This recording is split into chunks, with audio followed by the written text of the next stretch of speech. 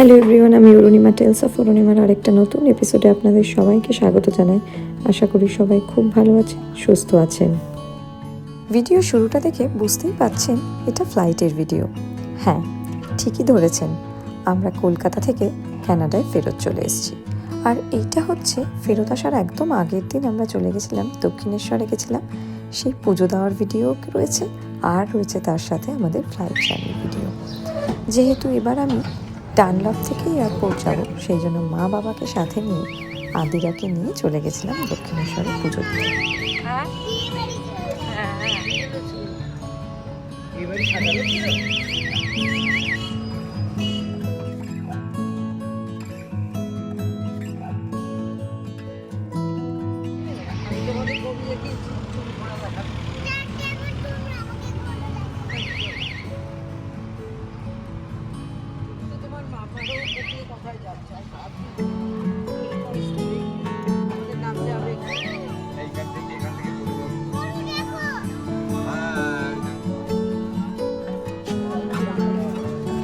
মাম্মা ওটা খেয়ে বলতো, বলতে পারবি?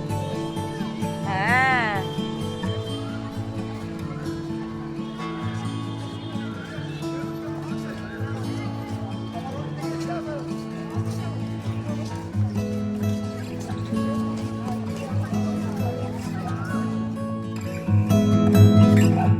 এবার কানাডা থেকে আসার পর দক্ষিণেশ্বর আর যাওয়াই হচ্ছিল না। তো আজকে ফাইনালি সময় পেয়েছি, আর কালকে আমাদের চলে যাওয়া। তার আগে মায়ের দর্শন একবার না করলে হয় কি, ওই জন্য চলে এসেছি এখন দক্ষিণেশ্বর। এখন এখানে সব কিছু এত বদলে গেছে, তো এখন ডালা অর্কিডে যাচ্ছি ডালা নেওয়ার জন্য, আর মা বাবা আদিরাকে নিয়ে আসছে পেছনে। দেখতে দেখতে দিনগুলো কীভাবে চলে গেল টেরও পেলাম না, খুব তাড়াতাড়ি সব কেটে গেল। আর এখন যা যুদ্ধকালীন পরিস্থিতি চলছে, আমাদের ফ্লাইট ক্যান্সেল হয়েছে, সেটা আপনাদেরকে আরেকটা অন্য ব্লগে বলবো, যাওয়ার দিনের ব্লগে বলবো। তো ফাইনালি কাল আমাদের চলে যাওয়া। তো পুজো দিতে আজকে দক্ষিণেশ্বরে এসেছি। এইটা হচ্ছে ডালা অর্কিড, আপনারা সবাই জানেন, কারণ দক্ষিণেশ্বরে আসেনি এমন মানুষ বোধহয় হয়ই না। তো এই ডালা অর্কিড থেকে ডালা নিয়ে আমরা চলে গেছিলাম মন্দিরে পুজো দিতে। আর যেহেতু মন্দিরে ফোন নিয়ে ঢোকা যাবে না, সেই জন্য ফোন বাবার কাছেই রাখা ছিল। তারপর পুজো দিয়ে বেরোতে বেরোতে সন্ধে হয়ে গেছে, দেখতেই পাচ্ছেন। তো পুজো দিয়ে জাস্ট আমরা বেরিয়েও গেছি, খুব ভালো করে মায়ের দর্শন করা হয়েছে।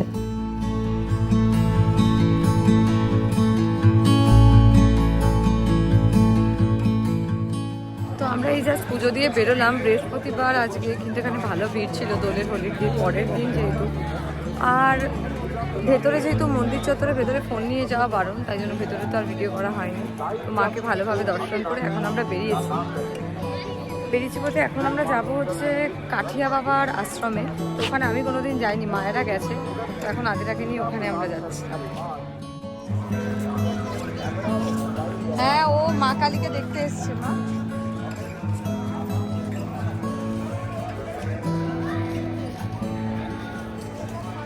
কি সুন্দর লাগছে এই রাত্রিবেলা আলো জ্বলার পর মন্দিরটা। ওরে বাবা, ওরে বাবা, ওরে বাবা, ওরে বাবা, ধরাই যাচ্ছে না।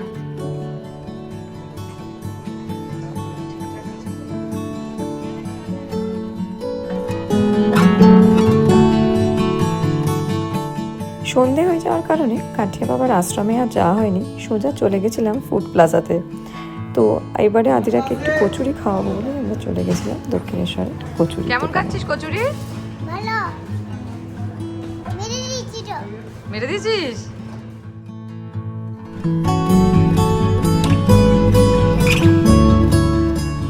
আদিরা কিন্তু দক্ষিণেশ্বরে বেশ ভালোই কচুরি খেয়েছে। কচুরি খেয়ে এবার বাড়ি ফেরার পালা। আর তার পরের দিনই হচ্ছে আমাদের চলে যাওয়া। আর বিদায়বেলা সবসময়ই হয় বেশ কষ্টের। আর শেষ কিছু মুহূর্ত তাই আদিরা দাদন দিয়ার সাথে কাটিয়ে নিয়ে মাঝরাতেই রওনা দিয়ে দিলাম আমরা এয়ারপোর্টের উদ্দেশ্যে। আবারও অনেকটা দূরে চলে যাওয়ার পালা, সেই কারণে মা বাবার মনও কিন্তু ভারাক্রান্ত, মায়ের চোখের কোণেও জল। আর পৌঁছে গেলাম আমরা এয়ারপোর্টে। আর ওখান থেকে দীপায়ন নিয়ে আসবে মামনি বাবিদের, কারণ এইবারে আমার শ্বশুর শাশুড়ি মানে মামনি বাবি আমাদের সাথে আসবেন। আমরা ভেতরে ঢুকে গেছি। ভেতরে ঢুকে যাওয়ার পর এখন লাইনে দাঁড়ানো রয়েছে চেক ইনের জন্য। আর এখন আমরা যাব কলকাতা থেকে দিল্লি, তারপর দিল্লি থেকে ডিরেক্ট টরন্টো। যেহেতু আমাদের যুদ্ধকালীন পরিস্থিতিতে আমাদের ফেরত আসা, সেই কারণে আমাদের টিকিট ছিল কাতার এয়ারওয়েজে, আর যেটা ক্যান্সেল হয়ে গেছিলো।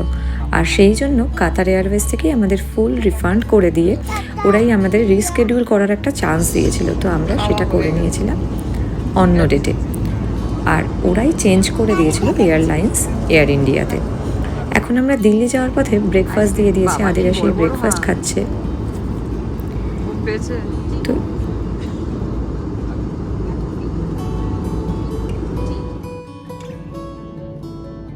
দিল্লি যাওয়ার পথে প্লেনে আমরা ডান দিকটাতে থাকায় একদম ওই হিমালয়ান রেঞ্জটা দেখতে দেখতে গেছি। এটা এত সুন্দর লাগছিল দেখতে যে কি বলবো। তবে খালি চোখে যতটা সুন্দর দেখেছি ততটা কিন্তু ক্যামেরাবন্দি করতে পারিনি।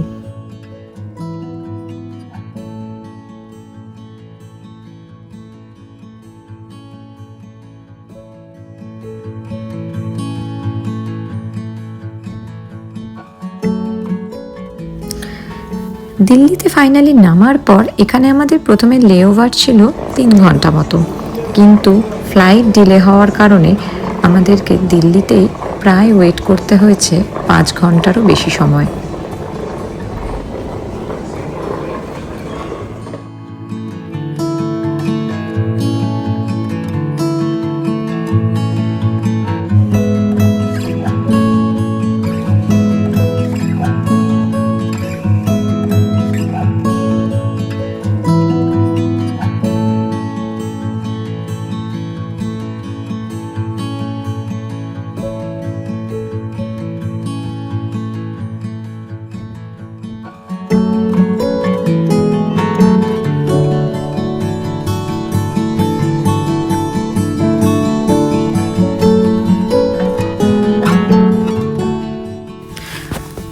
আমরা সমস্ত কাজকর্ম কমপ্লিট করে মানে সিকিউরিটি চেকিং সব হয়ে যাওয়ার পর একদম সোজা গেটের কাছেই চলে গেছিলাম। আর ওখানে গিয়ে কিন্তু আমাদের ওয়েট করতে হয়েছিল, কারণ তখনও অবধি ফ্লাইট প্রথমে দেখিয়েছিল আমাদের কিছুক্ষণ ডিলে, মানে 45 মিনিট মতো, কিন্তু তারপর সেটা ক্রমাগত বাড়তেই থাকে।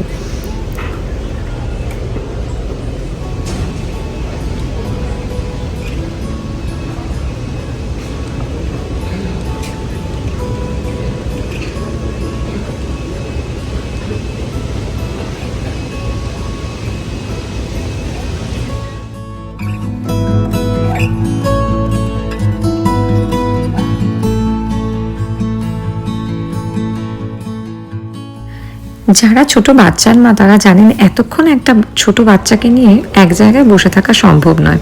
সেই জন্য আমরা এয়ারপোর্ট চত্বরেই ঘুরে বেড়াচ্ছিলাম। তো ওখানে যে দোকানটা ছিল সেখানে যথারীতি আদিরা ঢোকার বায়না করলো, আর ঢুকে দেখতে পেল একটা অটো। সেই অটো দেখে তার কি আনন্দ। কালীগঞ্জ অটো করে দক্ষিণেশ্বর গেছিস, বেলুড় মঠ গেছিস, সেই অটোটা নিয়ে যাচ্ছিস। কার সাথে চলেছিস অটোতে? হ্যাঁ, এখন কোন বিল করে নি? হয় উমা, বিল ছাড়া কোনো জিনিস হয় না। আর কিছু নেবে? খুব ভালো কালেকশন এদের। আচ্ছা, জানি খেলে। তো আমরা দিল্লিতে এখন বসে আছি। আমাদের ট্রেন অলরেডি এখন 12টায় ছাড়ার কথা ছিল, সেটা এখন দেরি হয়ে 1:45 হয়েছে। আর এবারের আমরা কিন্তু যুদ্ধকালীন পরিস্থিতিতে যাচ্ছি। আমাদের 6th ফ্লাইট ছিল, সেটা ক্যান্সেল হয়ে গেছে কাতার এয়ারওয়েজ। তো ওরা রিশিডিউল করিয়ে 7টায় আমরা আর্লিয়েস্ট ডেট 7 নিয়েছিলাম। তো সেটা এয়ার ইন্ডিয়া হয়ে, মানে এয়ার ইন্ডিয়া এয়ারলাইন্স দিয়েছে।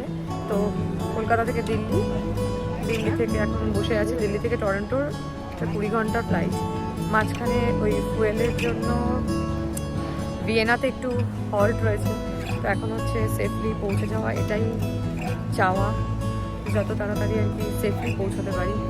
কারণ এবার সাথে আদিরা রয়েছে আর মামনি ভাবিও রয়েছে, তো ওনাদের নিয়ে যাচ্ছি এবার।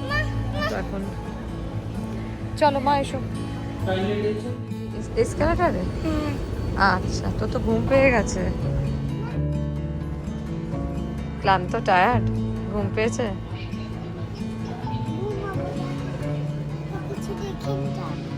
মিস করছো?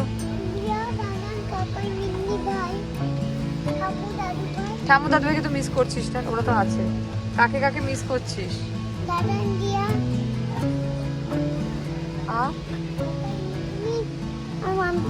ভাই আর ভাই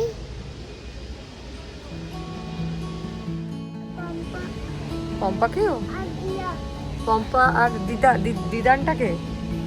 আচ্ছা। রান্না করে।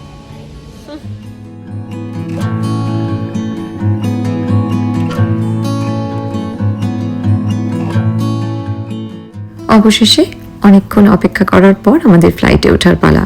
আর এই ফ্লাইটটাই হচ্ছে দীর্ঘ সময়ের, মানে প্রায় 20 ঘন্টারও বেশি সময় আমাদের ফ্লাইটে থাকতে হবে। ওইদিকে কি? ওইদিকে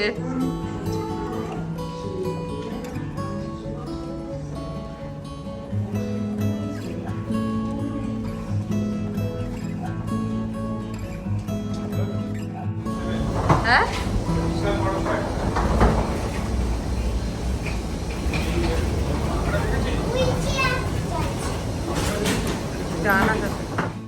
এই লম্বা ফ্লাইটে কিন্তু আদিরা বেশ কিছু সময় ঘুমিয়েছে, মানে প্রায় অর্ধেকেরও বেশি সময়ও ঘুমিয়েই কাটিয়েছে। খাবারের সময়গুলোতে সে উঠেছে, আর অটো কিন্তু হাত ছাড়া হয়নি। টেবিলে দেখুন অটোও রয়েছে। প্রথমত এয়ার ইন্ডিয়া সিটিং অ্যারেঞ্জমেন্ট একদমই ভালো না, মানে সিটগুলো এখনও আগের মতোই একদম সোজা সোজা স্ট্রেট, এগুলো বেশি হেলে না, সামনে স্ক্রিন কাজ করছে না। আর খাবারও কিন্তু খুব একটা ভালো ছিল না, কারণ আমি বাচ্চাদের হিসেবেই বলছি, আদিরা কিন্তু খাবার একদমই ভালোভাবে খেতে পারেনি, শুধু দই খেয়েই মোটামুটি কাটিয়ে দিয়েছে।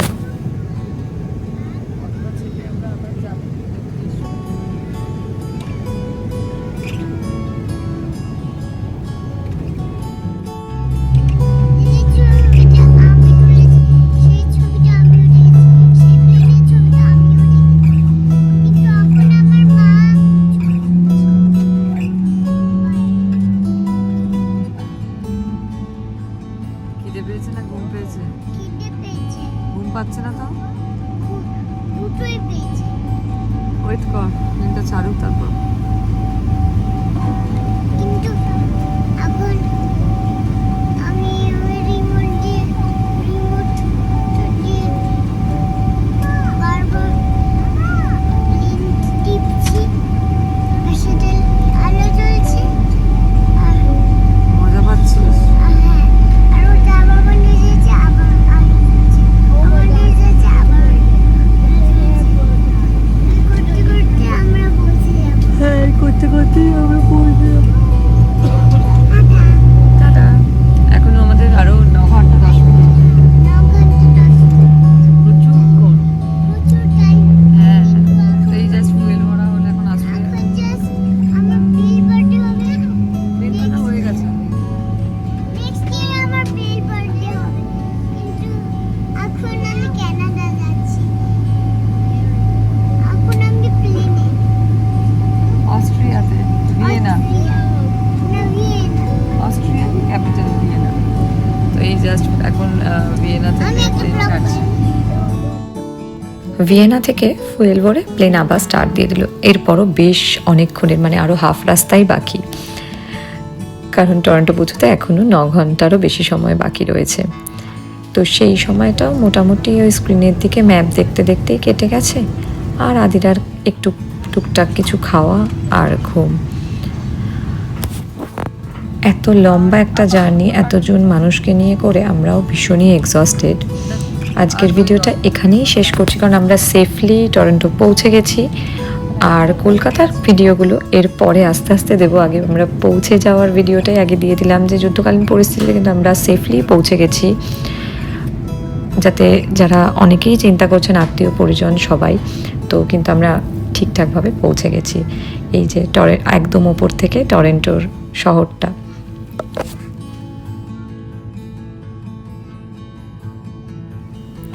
আজকের ভিডিওটা এখানেই শেষ করছি। সবাই খুব ভালো থাকবেন, সুস্থ থাকবেন। দেখা হবে খুব শিগগিরই নতুন ব্লগে। হতে পারে সেটা কলকাতার, আবার সেটা কানাডার ভিডিও হতে পারে।